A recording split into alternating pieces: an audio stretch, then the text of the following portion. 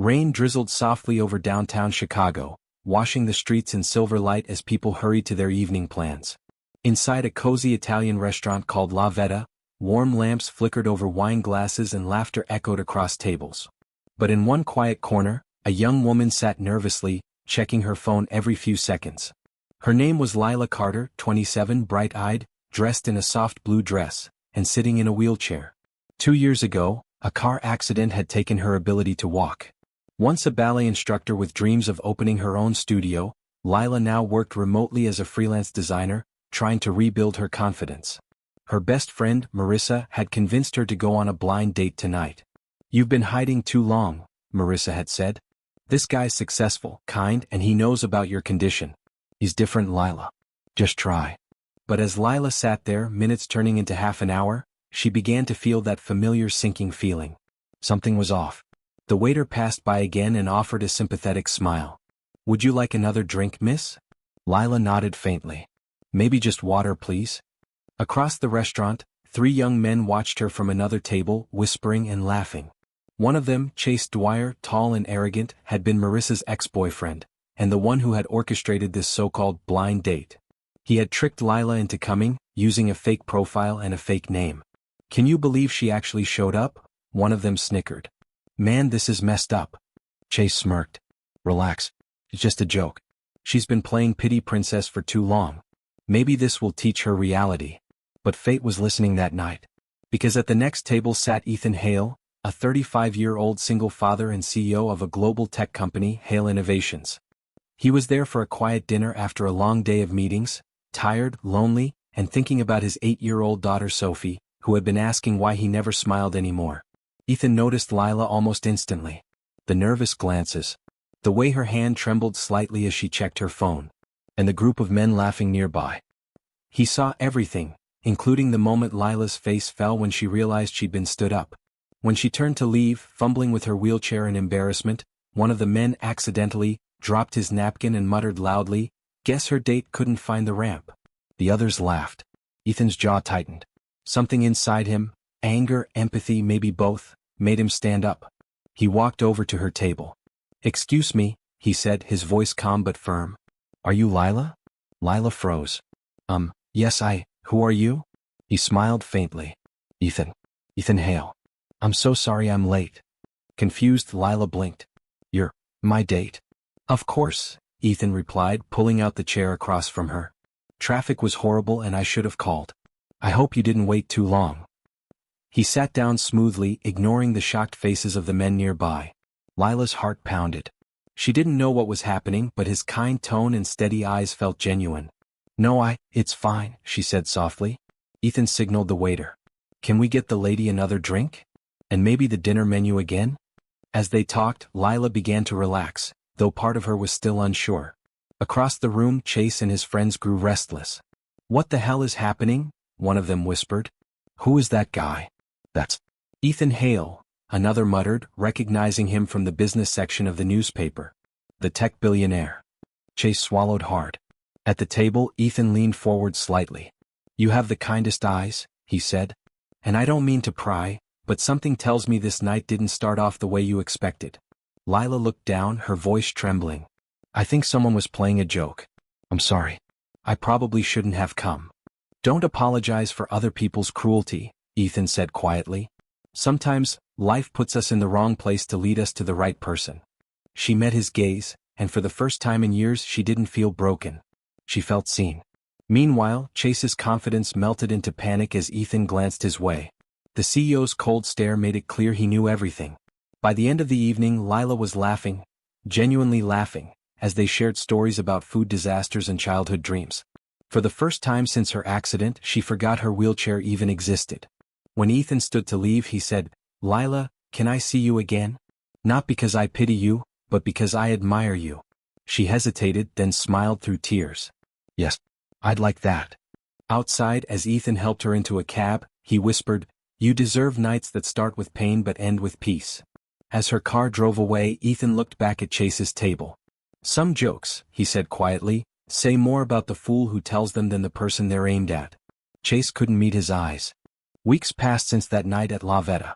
What had begun as a cruel joke had turned into something neither Ethan nor Lila expected, a quiet friendship that began to heal them both. Ethan started visiting the small art cafe near Lila's apartment every Thursday, claiming it was on his route. Lila knew he was going out of his way, but she didn't call him out on it. They'd sit for hours talking about everything, life, regrets, dreams, until the cafe lights dimmed and the owner joked about charging them rent for the table. For Lila, those evenings became the brightest moments of her week. Ethan never treated her like she was fragile. He never looked at her with pity. When he looked at her, she saw admiration, respect, and something that scared her a little, hope. Ethan, on the other hand, hadn't felt this alive in years. His late wife Rachel had died 3 years ago, and since then his world had revolved around work and raising his daughter, Sophie. Lila's laughter, her courage despite the pain, reminded him of something he'd forgotten, that love wasn't about perfection, it was about presence. One evening, after closing his laptop, Ethan stared at a framed picture of Rachel and Sophie. His heart ached. "I'm sorry," he whispered softly. "But she makes me feel again. She makes Sophie laugh again." Because yes, Ethan had introduced Lila to Sophie. It happened by accident. One Saturday, Sophie insisted on visiting her dad at the office.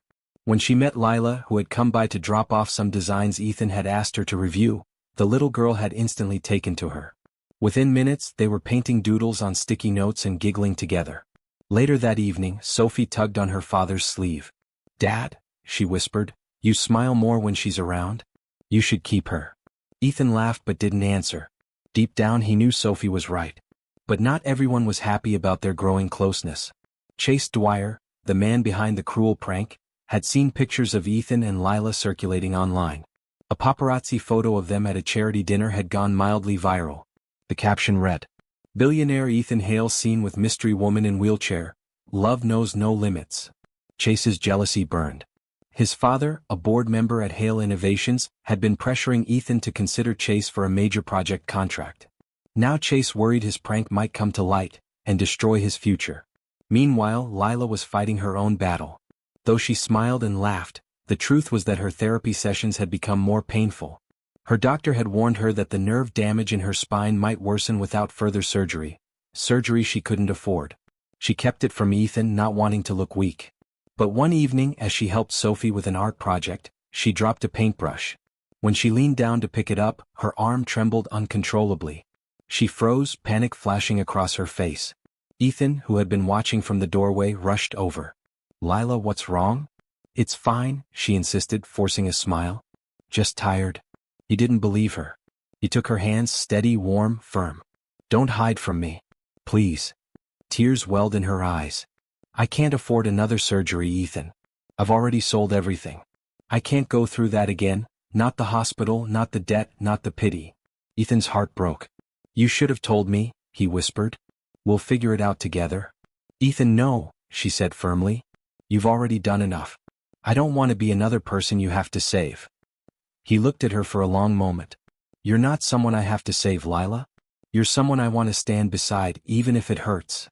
That night, they sat in silence under the city lights, her head resting against his shoulder. For the first time since Rachel's death, Ethan felt peace. For the first time since her accident, Lila didn't feel alone. But peace never lasts long. A few days later, Ethan received an anonymous email. It contained pictures from that night at La Veta, and a single sentence. "You really think she didn't know it was a setup?" Ethan's blood ran cold. He immediately called Lila. "Lila, we need to talk," he said, his voice low. She sounded confused. "What's wrong?" He hesitated. Did you know that night was a prank?" "What?" she gasped. "Ethan, no. Who told you that?" But he'd already hung up. His heart, once open, slammed shut in fear and doubt. Memories of being betrayed in business by people he trusted flooded back. Lila sat frozen with the phone in her hand, tears streaming down her face. She realized someone was trying to destroy what they had built. That someone was Chase. He smirked from his office the next morning, confident his plan would break them apart. But what he didn't know was that sometimes when you try to destroy love born from pain, you only make it stronger. The following week was silent. Ethan hadn't called and Lila hadn't tried again after the unanswered messages. It was as though the warmth that once filled their evenings had turned cold overnight. At Hale Innovations, Ethan buried himself in work, pretending everything was fine. His assistant noticed the change. The clipped tone, the missed lunches, the exhaustion etched on his face. Sophie too noticed. One evening, she climbed onto his lap as he stared blankly at his laptop screen. "Daddy," she whispered, "why don't you smile anymore?" He blinked, snapping out of his daze. I'm just busy, sweetheart." "You're lying," she said softly. "You miss her." He closed his eyes. Out of the mouths of children, truth always hit hardest. Across town, Lila sat in her apartment, sketching quietly, the only way she could calm her mind. Every brushstroke hurt, not just because of her condition but because Ethan's silence echoed louder than any insult Chase could have thrown at her. Then one rainy morning her phone rang. It was Marissa, the same friend who had unknowingly told her about the blind date months ago. Her voice trembled. "Lila, you need to come see this," she said. "It's about Chase." Marissa sent her a video, security footage from La Veta that had recently surfaced. It showed Chase and his friends laughing at their table, and then clearly Chase sending a text just before Ethan arrived. Marissa explained everything. "I found out Chase's dad is one of Ethan's board members. He's been trying to ruin you, and Ethan, to save his own deal." Lila's stomach turned. "He sent Ethan those photos, didn't he?" "Yes. He hacked your social profile too. He wanted Ethan to think you were part of the prank." Lila sat there, shaking, but then something inside her changed. Enough. For years she'd been defined by what others did to her, the crash, the pity, the jokes. But not anymore. She wiped her tears and whispered to herself, "No more running." That afternoon she wheeled herself through the rain, straight to Hale Innovations. Security recognized her and immediately called up. When Ethan stepped into the lobby, his expression softened in shock. "Lila? I need to talk to you," she said firmly. "Not on the phone. Not in messages. Face to face." He hesitated, then nodded and led her into his office. The air between them was heavy, filled with things unsaid. Lila took out her phone and played the video. Chase's voice filled the room, mocking, cruel, undeniable. Ethan watched in silence, his eyes darkening with every second. When the video ended, Lila's voice broke. "You think I'd ever hurt you? After everything you've done for me, for Sophie?" Ethan closed his eyes, guilt washing over him. "Lila, I'm so sorry. I let my fears win." She looked at him through tears. "I didn't need a hero, Ethan. I just needed someone who'd believe in me." For a moment, neither spoke. Then Ethan crossed the room and knelt beside her wheelchair, his voice trembling. "Then believe in me now. Let me fix this, not because I pity you but because I love you." Her breath caught. "You what?" "I love you, Lila. Not despite what you've been through, but because of who you are. You showed me courage when I'd forgotten what it looked like." Tears spilled down her cheeks. "I love you too, Ethan. I didn't think I'd get to say it." He smiled, resting his forehead against hers. "Then say it again. I love you." Outside his office, employees paused to see something extraordinary, their CEO holding the hand of a woman in a wheelchair, whispering to her like she was the only person in the world. Later that evening, Ethan called an emergency board meeting. Chase and his father were present, smug until Ethan projected the video on the conference screen. The color drained from their faces. "Your son," Ethan said coldly, "humiliated a disabled woman for entertainment, and tried to blackmail me with it." He turned to Chase's father. "If that's the kind of leadership you represent, Hale Innovations has no place for you." Security escorted them out as silence filled the room. Ethan didn't smile, he just felt justice settle quietly in his chest. Weeks later, Lila underwent surgery. This time, Ethan refused to leave her side. He covered every cost anonymously through a foundation so she wouldn't feel indebted. When she woke up from surgery, groggy and weak, Ethan was there, holding her hand. "Hey," he whispered. "You promised to dance with me someday, remember?" She smiled faintly. "You might regret that." Months passed. Therapy was brutal, but Lila faced it with fire in her heart. And then one bright spring morning, inside a small rehabilitation gym, she stood, trembling, slow, but she stood. Ethan and Sophie cheered through tears. Lila laughed, shaky but radiant. "See," she said between sobs. "Told you I'd dance again." A year later, La Veta was decorated with white flowers and soft golden lights, the same restaurant where everything had begun. This time there was no prank. No pity. Just love. As Lila walked, down a short aisle with Sophie scattering petals before her, Ethan waited at the end, tears in his eyes. When she reached him, she whispered, "You took my hand when the world laughed. I'll hold yours for the rest of my life." Ethan smiled. And I'll never let go. The crowd stood, applauding as they kissed, the moment sealing what pain had built and love had healed. Sometimes life's cruelest jokes are written by fate, not to break us but to show us who we really are. For Lila, a prank became a purpose. For Ethan, loneliness became love. And for Sophie, the laughter that once faded from her father's home returned like sunlight after rain. Because sometimes the wrong people's cruelty leads you straight to the right person's heart.